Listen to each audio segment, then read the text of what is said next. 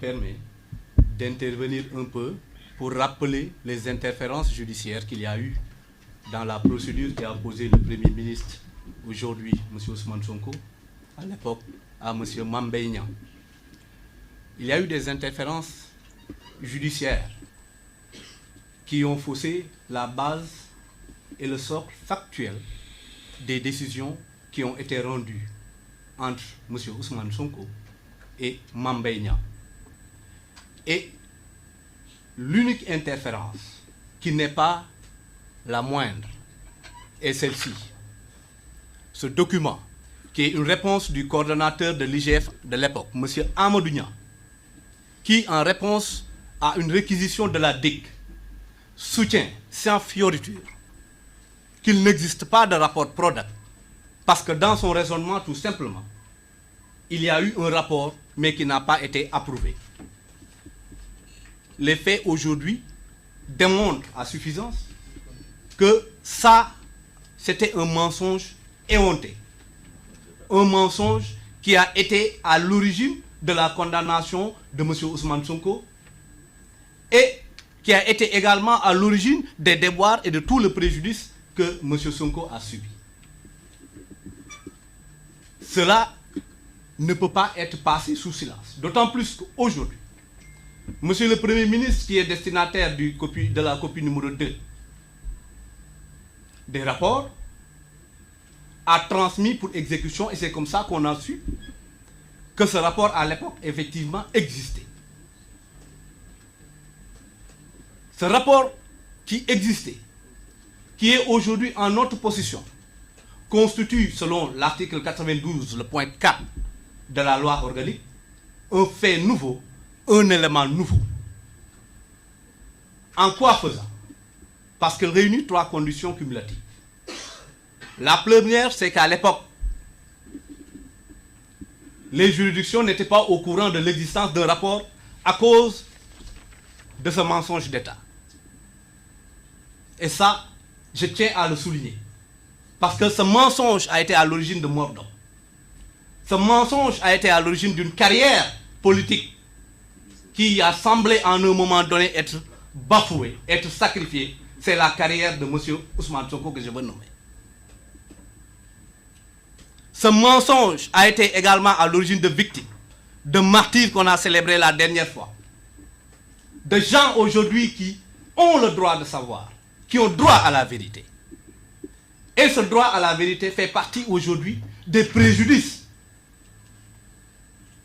que l'on peut énumérer au-delà même du préjudice subi par M. Ousmane Sonko. Le droit à la vérité, c'est notre droit à tous, c'est le droit de chaque Sénégalais.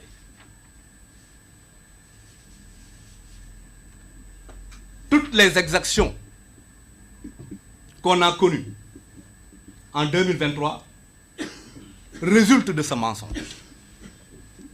Et ceci est extrêmement grave. Le rapport à l'époque était caché. Aujourd'hui, on retombe encore sur d'autres éléments cachés. Comme pour dire qu'à l'époque, on a été dirigé par des cachottiers. Et ces cachotteries, et je prends la chose d'une manière extrêmement sérieuse, ont été à l'origine de morts d'hommes. Ce qui pour moi ne me fait pas rire du tout. La révision, qui est une procédure extraordinaire, est une procédure ouverte aujourd'hui à un justiciable. Ce justiciable, c'est M. Ousmane Sonko. Ce n'est pas parce qu'il est Premier ministre qu'il agit en révision. Non. Il agit en révision parce qu'il est d'abord justiciable. Il exige que le droit lui soit rendu. Il exige un procès équitable. Il exige un procès où rien n'est caché, où toutes les informations sont mises sur la table et données à la juridiction de jugement pour avoir la plénitude d'analyse sur tous les éléments du dossier et de pouvoir rendre une décision juste. Parce que ce qu'il demande, ce n'est que de la justesse, de l'équité et rien d'autre. Il ne demande ni faveur, il ne demande pas aujourd'hui parce qu'il occupe une position pour qu'on lui accorde une faveur quelconque. Il n'en a pas besoin. C'est un justiciable qui, aujourd'hui, a décidé que justice lui soit rendue. La loi d'amnistie, mon confrère Maître Makodou Ndour l'a rappelé tout à l'heure, en son article 3, fait peser encore sur Ousmane Sonko le risque d'une exécution forcée. Parce que la loi d'amnistie, en cet article, dit clairement que l'amnistie ne préjudicie pas aux droits des tiers. On a vu la conséquence qu'il y a eu. Je ne vais pas y revenir.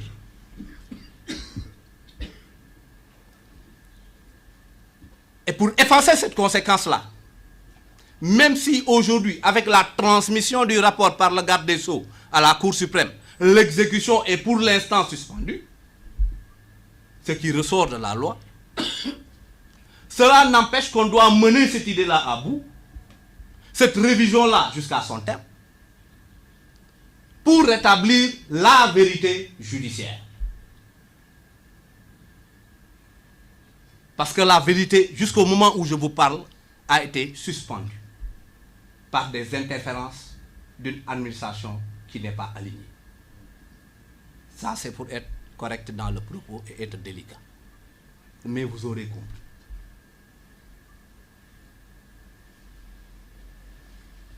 Donc tout l'intérêt de la révision aujourd'hui portée par M. Ousmane Sonko, notre client, vise à le rétablir dans ses droits. Et quand je dis rétablir dans ses droits, je ne veux pas que demain les gens prennent ce propos pour parler d'éligibilité. Ça n'a rien à voir. M. Ousmane Sonko est éligible. Ça n'a rien à voir avec l'histoire de cette révision. Je veux que ça soit très clair, ça n'a absolument rien à voir. Là, c'est uniquement pour rétablir les droits qui ont été violés d'un justiciable. Tout simplement. Rétablir la vérité qui n'aurait jamais dû être confisquée. Et c'est pour ça qu'on a appelé à cette communication ce soir. C'est pour ça qu'on a tenu à s'adresser à la population sénégalaise. C'est pour ça qu'on s'adresse à vous, parce que vous, comme nous, avez le droit de savoir. Et ce droit de savoir est un droit légitime. Je vous remercie. Merci Brice.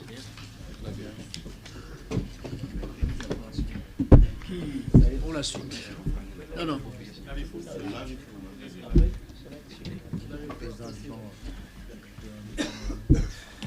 Bienvenue. Ok, merci. Salam alaikum. Effectivement, les prises de parole sont justifiées puisque ce dossier a plusieurs... la démarche elle-même a plusieurs dimensions. Il y a une dimension éminemment technique qui a été évoquée tout à l'heure avec rigueur par mon confrère Makodou.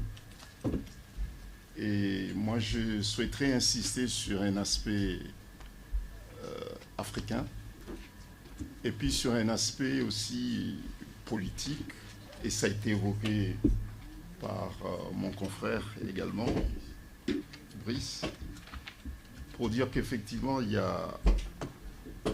Et nous ne sommes pas naïfs, hein, dans la mesure au regard de la portée politique de cette démarche, puisqu'il y a une portée politique, que beaucoup de gens vont se poser la question sur le pourquoi de cette démarche judiciaire.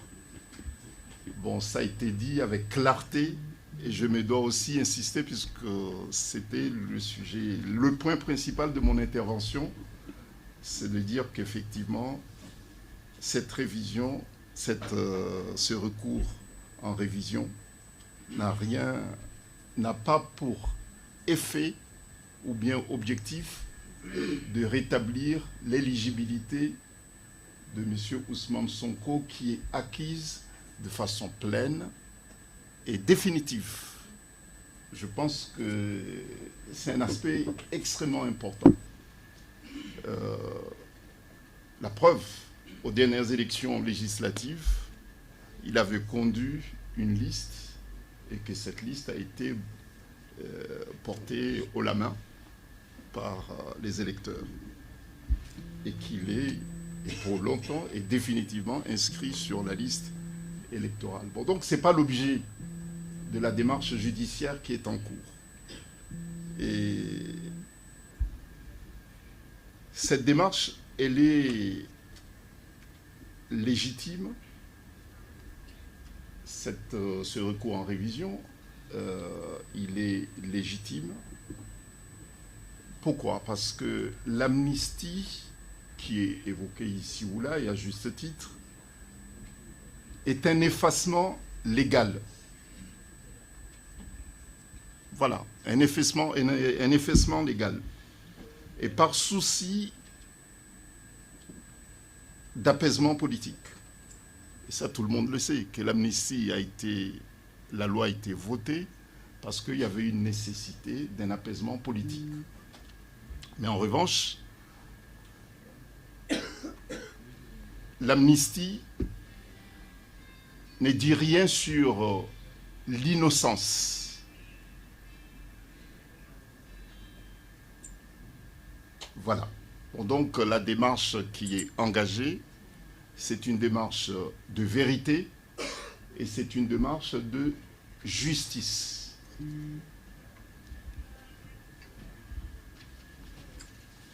Et il a été évoqué tout à l'heure qu'il y a eu des préjudices politiques, mais pas que politiques.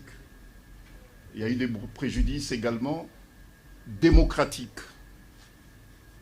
Il y a eu une anomalie démocratique. Donc il y a une nécessité absolue à ce que la dignité de notre client, M. Ousmane Sonko, sa dignité soit pleinement rétablie. Et ça, c'est prévu par le texte. M. Ousmane Sonko ne demande pas de faveur. Il ne l'a jamais demandé d'ailleurs. Il a toujours été ferme et intransigeant, a toujours affiché son attachement aux valeurs républicaines, aux droits et à l'égalité de tous. Donc il ne demande pas de faveur, mais il demande l'application de la loi. Bon, nous savons qu'à partir d'aujourd'hui, beaucoup de gens vont fouiller les textes de loi pour savoir ce que c'est une révision. Ils verront que c'est prévu. N'importe quel citoyen, s'il estime avoir été condamné par erreur, et c'est le cas ici, et qu'il dispose d'éléments nouveaux qui pourraient amener le juge à réexaminer une décision devenue définitive, peut le faire. Ce qui est ouvert à tous les citoyens sénégalais, l'est aussi pour M. Ousmane Sonko.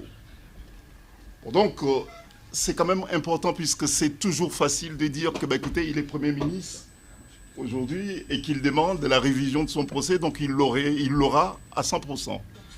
Mais non, ce n'est pas le cas. Ce n'est pas le cas. La justice se prononcera au regard des textes en vigueur et puis au fait qui lui sera soumis. Bon, donc,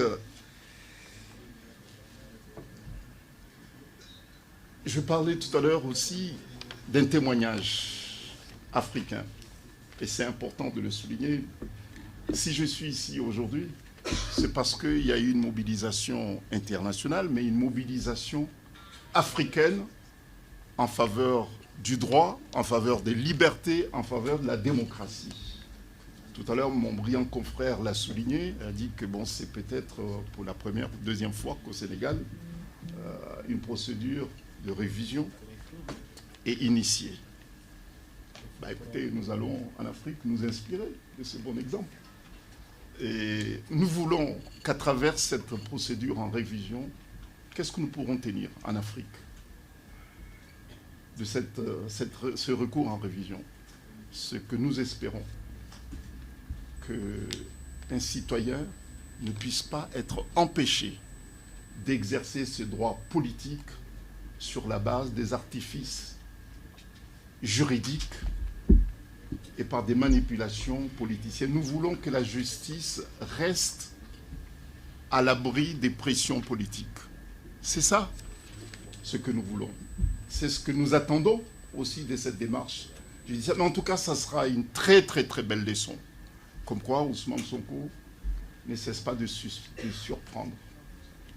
Voilà, c'est tout ce que je voulais vous dire. Insister sur le fait que ce recours en révision n'a pas pour objectif de rétablir le droit à l'éligibilité, puisque l'éligibilité de M. Ousmane Sonko est définitivement et entièrement établie. C'est quand même très très très important. Et puis de dire que, ben, écoutez, il a le droit de dire qu'il a été condamné par erreur.